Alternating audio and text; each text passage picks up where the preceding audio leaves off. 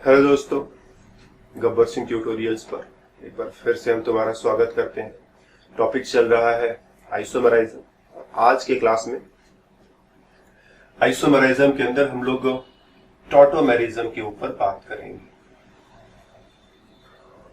Tautomerism क्या होता है, एक एग्जांपल से समझते हैं। सपोज अपने पास एक एल्डिहाइड है।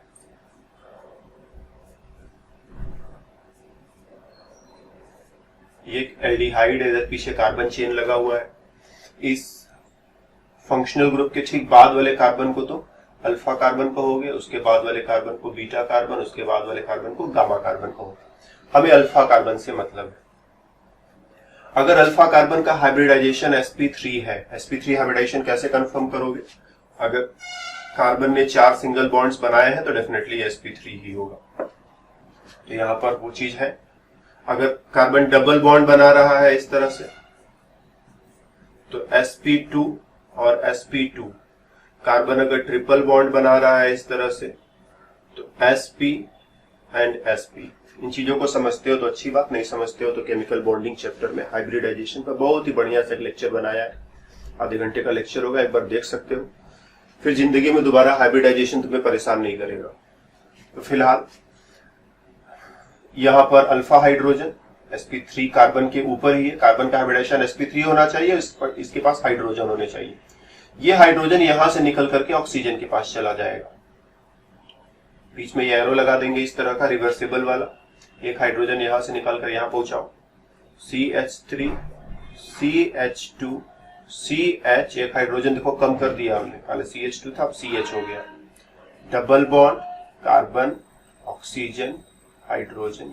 जब यहां पर H लाओगे तो बॉन्ड्स को इस तरह से तुम्हें एडजस्ट करना पड़ेगा ना। इधर सिंगल बॉन्ड बनाना पड़ेगा, इधर डबल बॉन्ड बनाना पड़ेगा। ये तो बॉन्डिंग का बहुत ही सिंपल मसला है। कौन से एटम को कितना बॉन्ड बनाना है तुम्हें अगर पता है तो इसमें कुछ सोचना ही नहीं है। ऑक्सीजन को 2 ही बॉन्ड बनाने होते हैं, एक इधर बनाया एक इधर बनाया, बात खत्म। और कार्बन को 4 बॉन्ड्स बनाने होते थे, तो पहले उधर डबल बॉन्ड बनाया था, अब इधर डबल बॉन्ड बना लेगा। इधर वाला बॉन्ड सिंगल किया तो इधर वाला बॉन्ड डबल कर लिया। इस कार्बन ने इधर वाला बॉन्ड सिंगल किया तो इधर वाला बॉन्ड डबल कर लिया, बस यहां सिंगल कर दिया यहां डबल कर दिया। तो ये है एल्डिहाइड और ये है उसका इनॉल। इनॉल में इन मतलब कार्बन कार्बन डबल बॉन्ड और ऑल मतलब अल्कोहल ग्रुप। तो कार्बन कार्बन डबल बॉन्ड के ठीक ऊपर अल्कोहल ग्रुप लगा हुआ है, इसीलिए हम इसको इनॉल कहते हैं। इनॉल तो एल्डिहाइड इनॉल में और इनॉल वापस एल्डिहाइड में, ये दोनों एक दूसरे में बदलते रहते हैं। इन दोनों को एक दूसरे से अलग नहीं किया जा सकता। तुम कुछ भी कर लो, दोनों एक दूसरे में बदलते रहेंगे। मान लो तुम इसको हटा भी देते हो, चलो तुमको हटा दिया यहां से, फिर से इससे वापस ये बन जाएगा और इससे वापस ये बन जाएगा। तो ये दोनों एक दूसरे में बदलते रहते हैं, इसको किसी भी तरह से हम रोक नहीं पाएंगे। तो टॉटोमेरिज्म कब होगा? जब हमारे पास एल्डिहाइड रहे या कीटोन रहे, एल्डिहाइड रहे या कीटोन रहे, और ऐसा एल्डिहाइड या कीटोन रहे जिसमें अल्फा हाइड्रोजन प्रेजेंट हो। अल्फा हाइड्रोजन प्रेजेंट हो, साथ ही साथ जो कार्बन का हाइब्रिडाइजेशन है, कार्बन का हाइब्रिडाइजेशन है वो sp3 भी होना चाहिए। कभी कभी दिखेगा कि अल्फा हाइड्रोजन है लेकिन हाइब्रिडाइजेशन sp3 नहीं है। जैसे हम लोग इस पर्टिकुलर केस को देखें, CH2 double bond CH and COH। तो ये अल्फा ये बीटा, यहां पर हाइड्रोजन भी है लेकिन डबल बॉन्ड होने की वजह से ये sp2 और ये sp2 है। तो इस बार नो टॉटोमेरिज्म,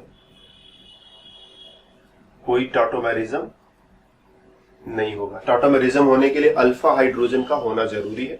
और साथ ही साथ केवल अल्फा हाइड्रोजन ही आंख बंद करके नहीं चेक करना है। जिस कार्बन पर अल्फा हाइड्रोजन चेक कर रहे हैं, मतलब अल्फा कार्बन की बात कर रहे हैं, अल्फा कार्बन जो है sp3 हाइब्रिडाइजेशन में होना चाहिए।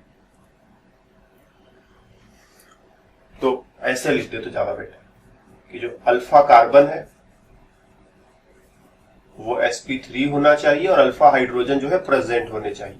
एक बाद में जब थोड़ा इसका मैकेनिज्म देखेंगे तो और कुछ बड़ी बड़ी बातें वो भी करेंगे, फिर में भी इन सब कंडीशंस में थोड़ा भी रिलैक्सेशन मिले। लेकिन स्टार्टिंग के लिए ये 2 कंडीशंस, एल्डिहाइड कीटोन, ऐसे एल्डिहाइड और कीटोन जिनमें अल्फा कार्बन sp3 है और उस कार्बन पर हाइड्रोजन भी प्रेजेंट है, ऐसे एल्डिहाइड और कीटोन टॉटोमेरिज्म दिखाएंगे। केवल एल्डिहाइड और कीटोन ही नहीं, दूसरे फंक्शनल ग्रुप्स भी टॉटोमेरिज्म दिखा सकते हैं। लेकिन जब हम लोग बात शुरू करते हैं तो एक ही में इतना चीज नहीं मिला देंगे कि एकदम भयंकर खिचड़ी बन जाए जिसका स्वाद ही बिल्कुल बेकार हो जाए। तो थोड़ी थोड़ी चीजों को मिलाएंगे। इस क्लास में एल्डिहाइड कीटोन की बातें करेंगे, फिर धीरे धीरे आने वाले क्लासेज में दूसरे फंक्शनल ग्रुप्स को भी देखेंगे, क्या उनमें भी टॉटोमेरिज्म हो सकता है या नहीं हो सकता है। तो एल्डिहाइड और कीटोन में जो है टॉटोमेरिज्म होगा, अल्फा कार्बन होना चाहिए sp3 हाइब्रिडाइजेशन के साथ, और उस कार्बन के पास कम से कम एक हाइड्रोजन जरूर होना चाहिए। जैसे अगर हम एक ऐसा स्ट्रक्चर लिखते हैं, ये रहा एल्डिहाइड, यहां पर कार्बन तो है, कार्बन के साथ कह दो हमने एक मिथाइल, दूसरा मिथाइल, तीसरा मिथाइल, तो अल्फा कार्बन तो यही वाला होगा, लेकिन इस पर कोई हाइड्रोजन नहीं है, इसीलिए ये कोई टॉटोमेरिज्म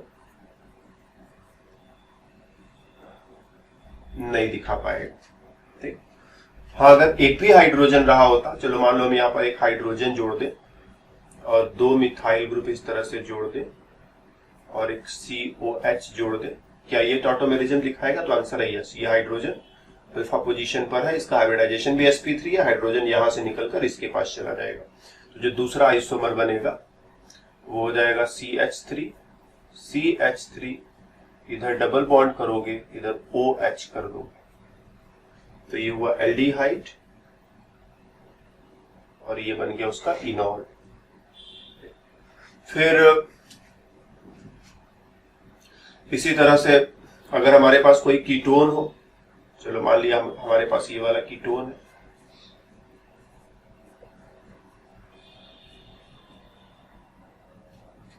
तो देखो इधर भी अल्फा बीटा काउंट कर सकते हैं, इधर भी अल्फा कह सकते हैं, तो टॉटोमेरिज्म इधर से भी हो सकता है, इधर से भी हो सकता है। तो इस बार दो दो टॉटोमर्स बनेंगे, हाइड्रोजन यहां से यहां पहुंचा दो, तो ये CH2 double bond OH and CH2 and CH3, और हाइड्रोजन यहां से यहां पहुंचा दो, एक हाइड्रोजन यहां से यहां पहुंचाओगे तो CH3C डबल बॉन्ड CH3 और ये OH हो जाएगा। तो इस बार दो इनॉल्स बन गए, कह दो इनॉल फर्स्ट और इसको कह दो इनॉल सेकेंड, और ये कीटो। तो बहुत बार इसको हम लोग कीटो इनॉल टॉटोमेरिज्म नाम देते हैं, कीटो इनॉल टॉटोमेरिज्म। कीटोन ग्रुप और इनॉल ग्रुप आपस में अदल बदल रहे हैं और इसको हम कीटो इनॉल टॉटोमेरिज्म कहते हैं। तो एक चीज का ध्यान रखना है कि टॉटोमेरिज्म में दो आइसोमर्स है या दो से ज्यादा भी हो सकते हैं, जैसे यहाँ 3 हो गए हैं, 2 या ज्यादा आइसोमर्स है, वो आपस में अपने आप बदलने में लगे हुए हैं। पहला दूसरे में बदलेगा, दूसरा पहले में बदलेगा, फिर पहला दूसरे में, दूसरा पहले में, ये अदला बदली अपने आप चलता रहता है, इसे हम रोक नहीं सकते। बहुत बहुत बहुत लो टेम्परेचर कर दे तो थोड़ा रुक जाएगा, लेकिन फिर तो टेम्परेचर कभी न कभी हाई होगा ना, फिर चलने लगेगा। बहुत लो टेम्परेचर कर दोगे, बहुत बहुत लो, जैसे -200 डिग्री सेल्सियस, तब शायद रुक जाए। नॉर्मली तुम सोचोगे ऐसे ही फ्रिज में रख के ठंडा कर देंगे रुक जाएगा, तो उससे काम बनने वाला नहीं है। -200 डिग्री सेल्सियस, -250 डिग्री सेल्सियस, कुछ ऐसा हैवी नेगेटिव टेम्परेचर चाहिए, तो जो है टॉटोमेरिज्म को फ्रीज किया जा सकता है, बंद नहीं किया जा सकता। फ्रीज कर दिया, रुक गया थोड़ी देर के लिए, फिर गर्म होगा, फिर शुरू हो जाएगा। जैसे कुछ एनिमल्स होते हैं ना, वो जाड़े में सो जाते हैं, गर्मी में निकलते हैं, मे बी उनके अंदर ऐसा कुछ एल्डिहाइड कीटोन रहता हो, तो जाड़े में सो जाता हो, कुछ ऐसे compound. Definitely life is a chemical reaction, हमारी बॉडी के अंदर ढेरों केमिकल रिएक्शंस होते रहते हैं, उन्हीं रिएक्शंस की एनर्जी से हम चलते हैं और उसी एनर्जी को हम लाइफ कहते हैं। तो हमारी बॉडी के अंदर ढेरों केमिकल रिएक्शंस है। एनिमल्स जो जाड़े में सो जाते हैं, उनके अंदर भी ढेरों रिएक्शंस होंगे। ऐसे रिएक्शंस होंगे जो जाड़े में स्लो हो जाते होंगे और वो भी चुपचाप अपना सो जाते हैं, फिर गर्मी का दिन आता है, रिएक्शन स्पीड पकड़ता है तो वो उठते हैं। तो फिलहाल जो है टॉटोमेरिज्म एल्डिहाइड में हो सकता है, कीटोन में हो सकता है, दूसरे फंक्शनल ग्रुप्स में भी हो सकता है, लेकिन दूसरे फंक्शनल ग्रुप्स की बातें हम लोग दूसरे क्लास में करेंगे। क्या इसमें टॉटोमेरिज्म हो पाएगा? यह है सबसे छोटा पॉसिबल एल्डिहाइड, फॉर्मल्डिहाइड। क्या इसमें टॉटोमेरिज्म हो पाएगा? तो आंसर, इसमें तो कोई अल्फा कार्बन ही नहीं है, बस यही एक कार्बन, इसके बगल में कोई कार्बन होता तब तो अल्फा कार्बन हो पाता। तो आंसर नहीं हो पाएगा, अल्फा कार्बन ही नहीं है, हाइड्रोजन तो दूर गया। क्या इसमें टॉटोमेरिज्म हो पाएगा? इसे तुम बेंजल्डिहाइड कह सकते हो। बेंजीन रिंग के साथ एल्डिहाइड ग्रुप बेंजल्डिहाइड। क्या इसमें टॉटोमेरिज्म हो पाएगा? तो इसकी ठीक बगल वाला कार्बन अल्फा कार्बन है, इस पर हाइड्रोजन एब्सेंट है, साथ ही साथ इसका हाइब्रिडाइजेशन भी sp2 है, डबल बॉन्ड में इन्वॉल्व है तो sp2 रहेगा। तो एक तो हाइब्रिडाइजेशन भी साथ नहीं दे रहा है और दूसरा वहां पर हाइड्रोजन भी नहीं है। इन दोनों वजहों से बेंजल्डिहाइड भी टॉटोमेरिज्म नहीं दिखाएगा। तो अब आई थिंक सिंपल केसेज, अगर कोई बहुत ही सोच समझ करके तुमको फंसाने का प्लान न बनाए, सिंपल एल्डिहाइड कीटोन्स की बात करें, तो अब तुम आसानी से बता सकोगे कि कौन सा एल्डिहाइड या कौन सा कीटोन टॉटोमेरिज्म दिखाएगा और कौन सा एल्डिहाइड या कौन सा कीटोन टॉटोमेरिज्म नहीं दिखाएगा। Okay, now let us start about the mechanism of the tautomerism. Tautomerism का मैकेनिज्म क्या है? तो हमने एक एल्डिहाइड लिख लिया, ये हाइड्रोजन इसके थोड़े एक्सपोज कर लिए। ये जो अल्फा हाइड्रोजन है वो एसिडिक होता है, एसिडिक हाइड्रोजन। यहां पर थोड़ा सा रिएक्शन इन्वॉल्व होगा। ये हाइड्रोजन एसिडिक है, ये हाइड्रोजन एसिडिक नहीं है, या कह दो कम एसिडिक है। ये हाइड्रोजन और भी कम एसिडिक। कोई हाइड्रोजन कितना एसिडिक होता है कैसे पता चलेगा? इस बॉन्ड को ब्रेक कर दो, H पर आएगा प्लस, कार्बन पर आएगा माइनस, दोनों इलेक्ट्रॉन कार्बन के पास चले जाएंगे। तो जो अगला स्ट्रक्चर तुम्हें मिलेगा वो है CH3 CH2। कार्बन के पास दोनों इलेक्ट्रॉन जमा हो गया, नेगेटिव चार्ज, और H को तुमने अलग कर दिया, और इधर C डबल बॉन्ड OH और H। ये अगर इसे एसिड कहेंगे तो H निकालने के बाद जो बच जाता है उसे कॉन्जुगेट बेस कहते हो। तुम इसे एसिड कहोगे तो इसमें से H हटाने के बाद, H प्लस हटाने के बाद, H नहीं H प्लस हटाने के बाद जो बचा हुआ नेगेटिव आयन है उसे कॉन्जुगेट बेस कहोगे। और ये जितना स्टेबल होगा ये उतना स्ट्रांग होगा। तो इसका स्ट्रेंथ, एसिड का स्ट्रेंथ और कॉन्जुगेट बेस की स्टेबिलिटी, ये दोनों एक दूसरे के डायरेक्टली प्रोपोर्शनल है। ये जितना ज्यादा स्टेबल ये उतना ज्यादा स्ट्रांग, ये जितना कम स्टेबल ये उतना कम स्ट्रांग। तो यहां ये जो निगेटिव चार्ज है देखो इसके साथ रेजोनेंस करेगा। रेजोनेंस अभी ऑर्गेनिक केमिस्ट्री में अभी हमने पढ़ाया नहीं है, पुराने वाले लेक्चर में हालांकि प्रेजेंट है, लेकिन जो नया सीरीज रिकॉर्ड कर रहे हैं वहां तो अभी नहीं पढ़ाया है। तो रेजोनेंस के बारे में थोड़ा जानते हो तो ठीक, अदरवाइज थोड़ी बातें सुन भी सकते हो, कोई मुश्किल नहीं है। तो होगा क्या, देखो ये दोनों इलेक्ट्रॉन यहाँ डोनेट करके डबल बॉन्ड बनाएंगे, इस बॉन्ड को ब्रेक करके इलेक्ट्रॉन ऑक्सीजन को दे देंगे। Very simple. इस एरो का मतलब इलेक्ट्रॉन उठाओ यहाँ लगा दो, डबल बॉन्ड बन जाएगा, और इस एरो का मतलब बॉन्ड को ब्रेक करो और इलेक्ट्रॉन ऑक्सीजन पर रख दो। तो जो अगला स्ट्रक्चर तुम्हें मिलेगा CH3 CH2 carbon, double bond carbon हो जाएगा। ठीक है, इलेक्ट्रॉन डोनेट किया तो यहां डबल बॉन्ड आ जाएगा, और ऑक्सीजन पर हो गया माइनस का चार्ज, क्योंकि दोनों इलेक्ट्रॉन ऑक्सीजन ने ले लिए। तो ऑक्सीजन जब इलेक्ट्रॉन लेगा तो उस पर माइनस हो जाएगा। कभी कभी बच्चे पूछते हैं 2 इलेक्ट्रॉन लिया है तो 2 माइनस आना चाहिए ना, एक ही माइनस क्यों आया?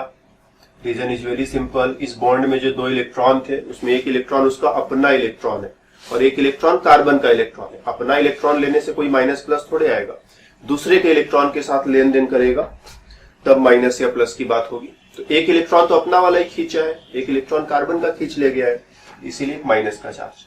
तो माइनस जो पहले कार्बन पर था अब ऑक्सीजन पर चला गया। तो जब माइनस का चार्ज इस तरह से डीलोकेलाइज, इसको तुम नाम दे सकते हो delocalisation, delocalisation of negative charge. तो जब ये नेगेटिव चार्ज का डीलोकेलाइजेशन होगा तो स्टेबिलिटी बढ़ जाएगी। पहले नेगेटिव चार्ज कार्बन पर था अब ऑक्सीजन पर चला गया। तो नेगेटिव चार्ज मतलब मुसीबत। अगर ये डीलोकेलाइजेशन ना होता तो नेगेटिव चार्ज अकेले कार्बन को संभालना होता, कार्बन को अकेले सारा मुसीबत झेलना होता, लेकिन ऑक्सीजन भी मिल गया साथ में, दोनों मिलकर के मुसीबत को संभाल लेंगे। और मिल ही नहीं गया, ऑक्सीजन बड़ा इलेक्ट्रोनेगेटिव एटम होता है, खूब इलेक्ट्रोनेगेटिव होता है, तो ये नेगेटिव चार्ज को बहुत ही अच्छे से हैंडल कर लेगा, इसको कोई परेशानी नहीं होती है। तो कार्बन के पास नेगेटिव चार्ज था तब तो थोड़ी परेशानी थी, लेकिन ऑक्सीजन के पास नेगेटिव चार्ज आ गया, कोई परेशानी नहीं है, ये नेगेटिव चार्ज आराम से उठा सकता है। तो दोनों मिल करके इस नेगेटिव चार्ज को स्टेबल बना देंगे। तो नेगेटिव चार्ज का कुछ हिस्सा कह दो कार्बन पर, कुछ हिस्सा ऑक्सीजन पर, या तुम कहना चाहो तो कुछ समय नेगेटिव चार्ज कार्बन के पास और कुछ समय नेगेटिव चार्ज ऑक्सीजन के पास। हालांकि ये थोड़ा गलत है, यही कहना ज्यादा सही कि नेगेटिव चार्ज का कुछ हिस्सा कार्बन के पास, कुछ हिस्सा ऑक्सीजन के पास, क्योंकि ऑक्सीजन ज्यादा पहलवान है इसीलिए वो ज्यादा मुसीबत उठाएगा। ऑक्सीजन कह दो 80% नेगेटिव चार्ज या 90% नेगेटिव चार्ज रखा रहेगा और 10% नेगेटिव चार्ज कार्बन के पास छोड़ देगा। लो अच्छा तुम भी खेलते रहो थोड़ा थोड़ा, तो 10-20% यहाँ, 80-90% नेगेटिव चार्ज यहाँ, दोनों मिल करके नेगेटिव चार्ज को स्टेबल बना देंगे। अगर ये नेगेटिव चार्ज यहाँ पर आया होता, सपोज हम हाइड्रोजन जो ये वाला निकाल रहे हैं यहां से हाइड्रोजन निकालते हैं, तो इस नेगेटिव चार्ज का इसके साथ कोई रिलेशन न बन पाता, इसीलिए हाइड्रोजन यहां से नहीं निकाला, हाइड्रोजन यहां से निकाला, और इसीलिए ये हाइड्रोजन एसिडिक है और ये उतना एसिडिक नहीं है। तो ये हाइड्रोजन एसिडिक क्यों है? क्योंकि नेगेटिव चार्ज रेजोनेंस करके, डीलोकेलाइजेशन करके, रेजोनेंस करके स्टेबिलिटी पा जा रहा है। तो अब जब नेगेटिव चार्ज देखो यहां पर आ ही गया है, तो जो हाइड्रोजन वो बाहर निकला था, जब वो वापस अंदर आएगा तो उसके पास दो ऑप्शन है। हाइड्रोजन यहां पर भी वापस आ सकता है, हाइड्रोजन यहां पर भी वापस आ सकता है, और हाइड्रोजन यहां पर भी वापस आ सकता है। माइनस का चार्ज कार्बन के पास भी, माइनस का चार्ज ऑक्सीजन के पास भी, तो हाइड्रोजन यहां पर भी आ सकता है, हाइड्रोजन यहां पर भी आ सकता है। तो हाइड्रोजन अगर यहां पर वापस ला करके चिपका दो, इस H को यहां पर चिपका दो, तो अब जो दूसरा स्ट्रक्चर बनेगा that is CH double bond OH and hydrogen, ये तुम्हारा जो है इनॉल बन गया। तो अगर हम सारी चीजों को समेट करके एक लाइन में एक साथ लिखते हैं, ये तो बहुत दूर दूर लिखा तो चीजें थोड़ा आउट ऑफ व्यू चली गई। तो स्ट्रक्चर क्या था? ये वाला स्ट्रक्चर था। इसमें से हमने क्या किया? हमने कहा एक हाइड्रोजन निकाल दो। हाइड्रोजन यहां से जब तुमने निकाला तो कार्बन पर आ गया नेगेटिव चार्ज। फिर हमने कहा कि इस नेगेटिव चार्ज का इसके साथ डीलोकेलाइजेशन होगा। डीलोकेलाइजेशन होगा तो नेगेटिव चार्ज कार्बन से ऑक्सीजन पर चला जाएगा। कैसे चला जाएगा? ऊपर दिखाया, डबल बॉन्ड O पर माइनस और यहां H। अब हाइड्रोजन वापस आएगा। अभी हाइड्रोजन यहां से गया था, ठीक, हाइड्रोजन आउट, और अब हाइड्रोजन इन कर दो, वापस आ गया, इसको दे दो हाइड्रोजन। तो जो अगला स्ट्रक्चर मिलेगा कुछ ऐसे लिखा जा सकता है। तो इस तरह से यहां से घूमते घूमते हम यहां तक वापस आ गए। तो ये रेजोनेंस या डीलोकेलाइजेशन रिस्पॉन्सिबल है। यहां पर नेगेटिव चार्ज है तो ऑक्सीजन पर जा सकता, अगर ये नेगेटिव चार्ज यहां रहता तो ऑक्सीजन पर नहीं जा पाता। इसीलिए यहीं से अल्फा हाइड्रोजन का ही इस्तेमाल करना है टॉटोमेरिज्म में। अल्फा हाइड्रोजन के अलावा इधर उधर के फालतू हाइड्रोजन का इस्तेमाल टॉटोमेरिज्म में नहीं करना है, राइट। तो इसमें थोड़ा थोड़ा रेजोनेंस का कॉन्सेप्ट इस्तेमाल हो रहा है। रेजोनेंस हम लोग अभी डिटेल में पढ़ेंगे, तो अगर रेजोनेंस के बारे में थोड़ा परेशान होगे तो परेशान मत होना, भी पढ़ेंगे, उसकी बारी भी आएगी। फिलहाल टॉटोमेरिज्म को हमने समझा। क्यों अल्फा हाइड्रोजन इन्वॉल्व हो रहा है? क्योंकि अल्फा हाइड्रोजन के निकलने से जो नेगेटिव चार्ज बनेगा वो रेजोनेंस के जरिए स्टेबल हो जाएगा, डीलोकेलाइजेशन के जरिए स्टेबलाइज हो जाएगा। स्टेबल होने की वजह से फटाफट होगा, नेगेटिव चार्ज कार्बन से ऑक्सीजन पर, जब ऑक्सीजन पर नेगेटिव चार्ज आ गया तो H यहां से निकल करके यहां चला गया। तो ये होता है टॉटोमेरिज्म का मैकेनिज्म। तो बहुत सारी बातें हैं टॉटोमेरिज्म में करने के लिए, लेकिन वो सारी बातें हम लोग जो है आगे आने वाले क्लासेस में करेंगे। तो इस क्लास में हमारी तरफ से इतना है, फिर मिलते हैं अगले क्लास में, तब तक के लिए बाय बाय।